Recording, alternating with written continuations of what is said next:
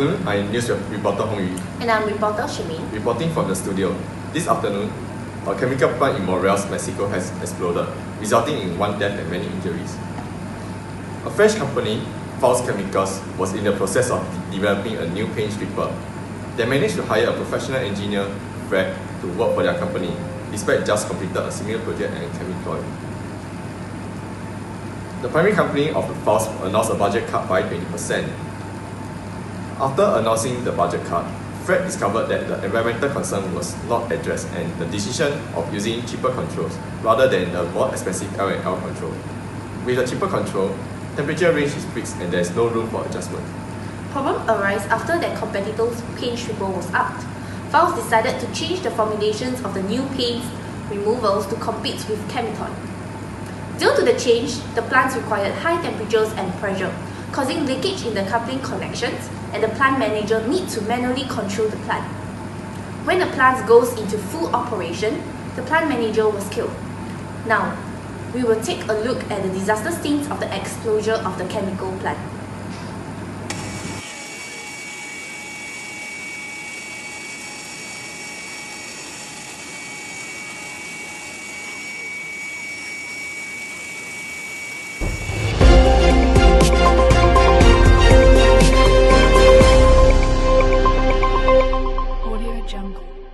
Welcome back. In today's panel discussions, we have invited Professor Dao and his students Issac, who took engineering ethics.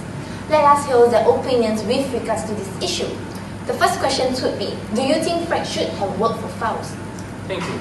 No, we felt that Fred should not have worked for Faust, as according to the Professional Engineer Code of Professional Conduct and Ethics, in publicizing his practice, a professional engineer shall ensure that any claim or expertise or specialization can be justified.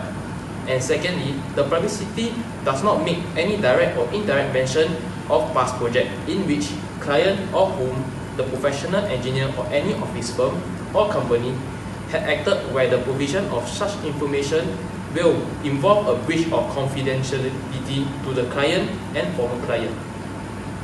So what do you think about this, Issac? I still feel it's a no too. Fred is contracted to a rival company prior to this contract and will probably know many secrets or techniques that is unique to the previous company. By working for Faust, he is technically building the same chemical plant, which is really not really ethical. Okay. So if you are Fred, what would you have done? If I am Fred and have joined the company, I will not follow Wally's one and instead raise my concerns to all that is involved and solve the issue appropriately. This means that we have to consider all aspects like environmental, safety, and not compromise them just because of the budget.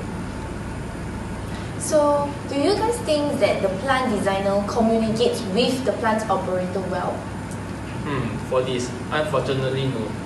The plant engineer designer, which is Fred, should have communicated with the plant operator, who have unfortunately passed on. As the plant operator is the one operating the plant, he should know about the operation safety of the plant. Leakages was detected already with only 30 batches ran through. It is a telltale sign that the fittings and the flanges are not suitable for the high pressure system. As the plant was designed to run automatically, he should not have operated manually also. So, should Fred sign off the project? I feel it's a no.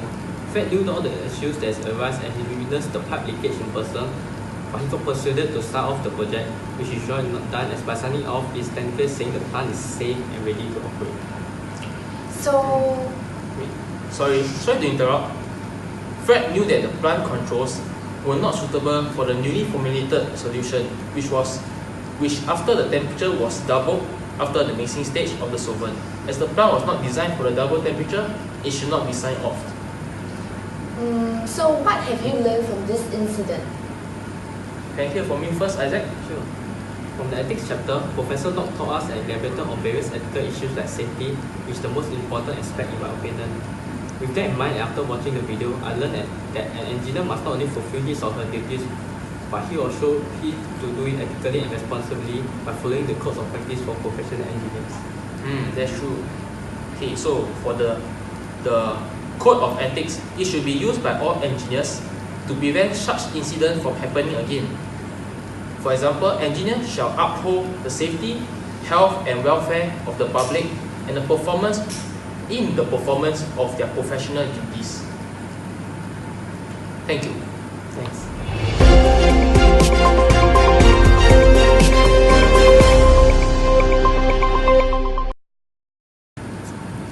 For the incident at Montreal, it can be seen that safety was not a factor of consideration for the company. Cost and benefit is their top priority as they want to complete the project as soon as possible and is the responsibility of the operation team. What could have been done? Communications, integrity, and responsibility are all things that needs to be worked on. Through the video, it can be seen that deadlines and cutting budget is their main objective. However, in real life, which is more important?